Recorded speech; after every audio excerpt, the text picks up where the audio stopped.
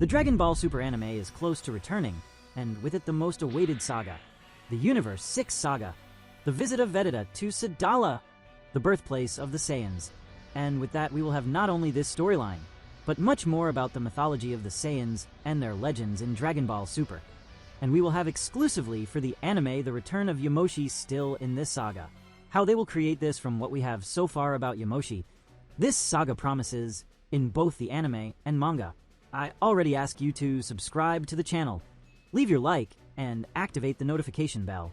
With many exclusivities in some animes around the world, we have exclusive materials that are not in the manga, and that have worked well. Even Dragon Ball has done it. And since the return of the anime is closer than ever, why not talk about it? But especially the Universe 6 Saga, which will have additional things in its production in the anime, the arc that in both will be well constructed by the weight it carries in itself. We will get to know more about the Saiyan race, but today I will take this opposite path of everything. Understand that you have to watch the whole video to follow my reasoning. Before that, I want to emphasize what I wrote above about exclusive anime materials.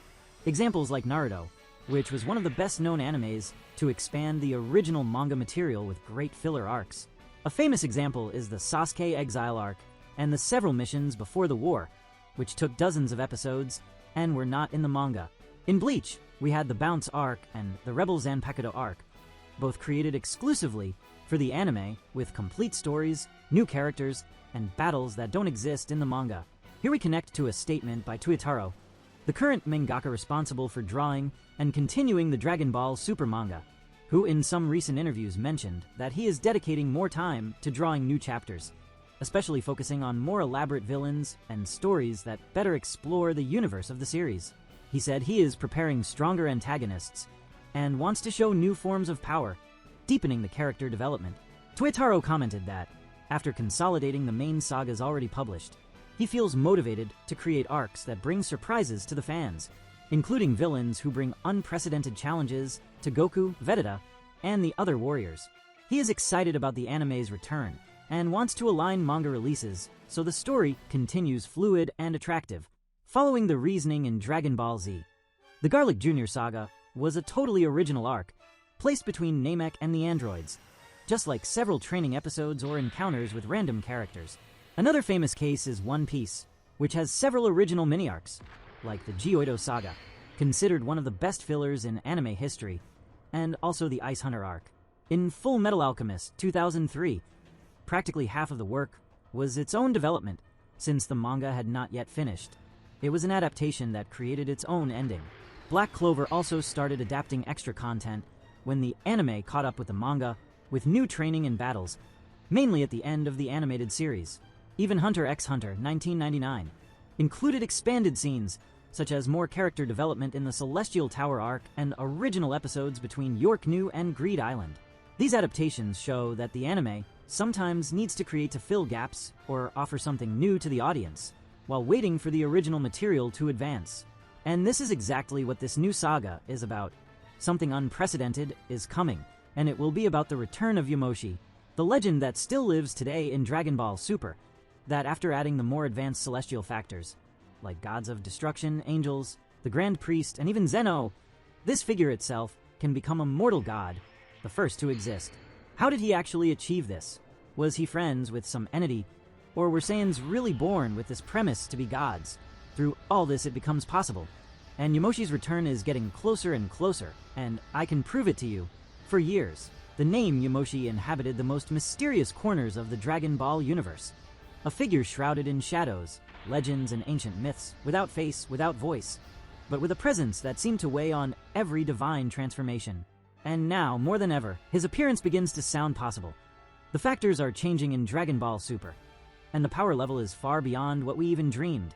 And this is one of the paths that will lead us to Yamoshi, and the true Saiyan is coming, again in this world, and not as a distant echo from the past, but as an active, impactful, and even decisive return in future sagas. There are two great ways that support his return, both not only plausible, but also deeply symbolic within the world created by Akira Toriyama, loaded with narrative elements that fit perfectly into the mythology of the Saiyans. I will explain detail by detail each one of them, and you will be literally amazed. The first takes us to Universe 6, and it couldn't be different. The second directly to the wild and intense soul of another person who is Broly. And there in Universe 6, these roots will ignite even more. Pretty curious, right? So stay until the end. I guarantee you won't regret it. The first face of his return is something quite complex, and would be somehow very linked to the Saiyans of Universe 6. Yamoshi would be the missing link between the two twin universes, the 6th and the 7th universe, and the anime will recreate this masterfully. Imagine that the current king of Sadala, a just and kind leader of this new generation of Saiyans, who did not see his own race consumed by violence and thirst for conquest, just like Yamoshi, who tried to contain it, but was not able alone to purge this barbarity growing among his peers, and facing an internal war where compassion was a weakness. Anyway, the current king of Sadala later in the Universe 6 saga would be revealed to us as a direct relative of Yamoshi, and that maybe some god, or maybe an angel, touches his destiny, or in the case of his father or grandfather, and he is the link of Yamoshi in this current world. This is totally plausible, especially because the Saiyans there are everything Yamoshi dreamed, and maybe his fight was not all in vain. The story of Yamoshi told by Shenlong, according to what is presented in the movie Dragon Ball Super. Broly is mentioned very briefly through Shenlong's words in response to the desire to know about the origin of the Super Saiyans and the Super Saiyan God.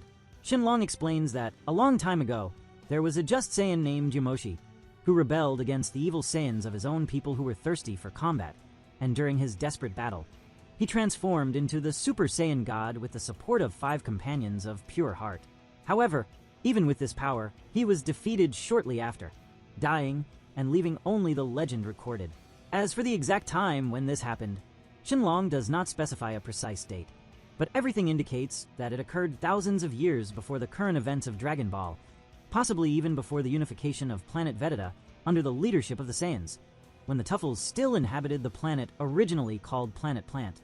In an interview, Akira Toriyama said that Yamoshi's story inspired the Super Saiyan God ritual and became a legend passed down, eventually reaching the knowledge of beings like Shenlong and gods like Beerus.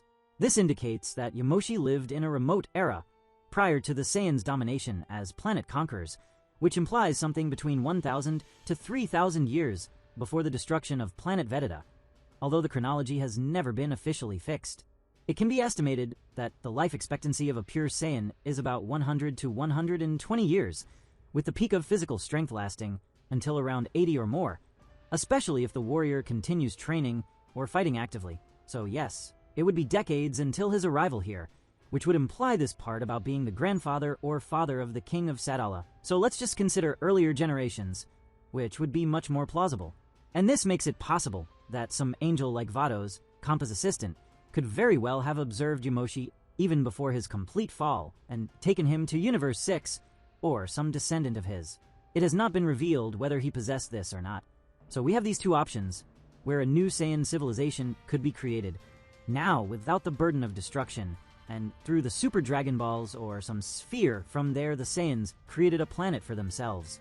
The truth about Yamoshi and the origin of the Super Saiyan God would then have been erased or distorted in Universe 7, with Shenlong, the earthly dragon, forced to tell only part of the story, as far as his powers reach, and no further than that. Another correct point to expect, just as we know about the power of the Dragon Balls having to do with their creators. After all, gods also lie, hide, and shape narratives according to their own interests. A dragon summoned with magical spheres has no freedom to say everything it knows. It only answers what it is allowed to, and only shares what it is authorized. Thus, the name of Yamoshi was transformed into myth, and his true journey sealed in a mirrored universe. And now, in this new Universe 6 saga in the anime, he could be revealed not as a forgotten figure, but as the very king of Sadala, an ancestor who survived and built something new away from destructive eyes, such as those of Frieza and the Saiyans who remained there. Interesting theory, right guys? That would indeed be very cool. This emphasis on Yamoshi in the Universe 6 saga, there would be a lot to discover there, and a possible real connection of the Saiyans being true deities, and therefore the help of angels in this case. This would also explain Beerus' intervention regarding the Saiyans, who have lived for a long time beyond the current time in Dragon Ball. To survive that long, there are many things we still have no idea about, and could in fact be added in Dragon Ball Super, which would lead to many other sagas, better developed. Anyway, the second theory, no less intriguing, involves none other than him, Broly. That's right, the wild warrior with a pure heart and catastrophic strength. Contrary to the traditional idea of reincarnation, this proposal sees Broly as the true spiritual and biological heir of Yamoshi. It is no coincidence that his energy is different, that his power grows uncontrollably, as if there existed in him something much older and more primitive than any known transformation. Broly didn't learn the Super Saiyan. He tore it from his own instinct. He wasn't shaped by training. He awakened through pain, loss, and the instinct to survive. His power defies logic, scale, and even Whi's teachings, which indicates that maybe he is connected to something the angels don't control, a forgotten lineage. In this reading, Broly is not just strong, he is the spark of an ancient spirit, and this spirit is Yamoshi. Whether by direct reincarnation or by a genetic heritage that survived hidden, Broly carries Yamoshi's essence. In his pure heart, in his resistance to corruption, and in his natural connection with the forces of nature, he represents what the Super Saiyan God was before the word God was used. A just warrior who fought not for glory or domination, but for justice. Yamoshi's appearance in this case would happen in moments of extreme danger, not as a separate body, but as a presence that surfaces inside Broly, guiding his instincts, perhaps even speaking through him in a moment of spiritual transcendence. It would be something like reincarnation, but in a different way. Broly didn't have to hit his head to become pure of heart, nor be molded as Vegeta was. Nor in a way did he need to unite Saiyan genes with humans to be pure of heart. He simply is, and that is the most interesting thing about it all. There are just and noble Saiyans, like Bardock himself, yes, but it is something totally different in Broly. Maybe that voice that inhabited Bardock to help someone. As he says in the movie, "We always destroy. I want to build something too." In that sense, when his wife questions him about how rare it is for a Saiyan to care about their child, that voice of Yamoshi echoed through him as well. But the premise here is that Broly is indeed pure of heart, but has a monster inside him, which is the Oozaru instinct. Perhaps the Saiyans long before Yamoshi were like the Saiyans of Sadala, but something changed, a connection with gods, or some entity, like the Oozaru itself, given how the Saiyans of Sadala do not have tails like those of Universe 7. So there is a lot of hidden stuff that can be gradually clarified in future new sagas, if it is well constructed. Man, this talk here is worth millions, right guys? Leave your comment on this. Your ideas too. Anyway, both theories hold based on elements that already exist in the work. So with the warrior's visit to Sadala, there could be someone there who would read Broly and come in such a way that the legend of Yamoshi echoed even to Universe 6. That would be incredible. Broly broke the logic of the battle scale. Now, with so many paths crossing, with the multiverse open and old characters returning like Frieza in his black form, there is space and need for a new myth to manifest. Yamoshi could be that piece, could be the point of convergence between past, present, and future. A warrior who was forgotten, but whose impact was felt for millennia. Now ready to present himself, whether as an exiled king or as a reborn soul. And maybe, when Yamoshi finally reveals himself, the Dragon Balls will no longer be necessary to explain his existence. Maybe he will show that legends don't die, they just wait for the right moment to awaken.